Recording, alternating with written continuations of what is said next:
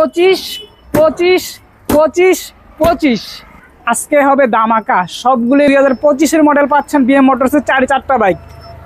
Suzuki Gixxer monotone 2025-এর model, র্যাঙ্কন logo, one test অবস্থায় আছে, শোরুম পেপার ফাইল উঠানো আছে।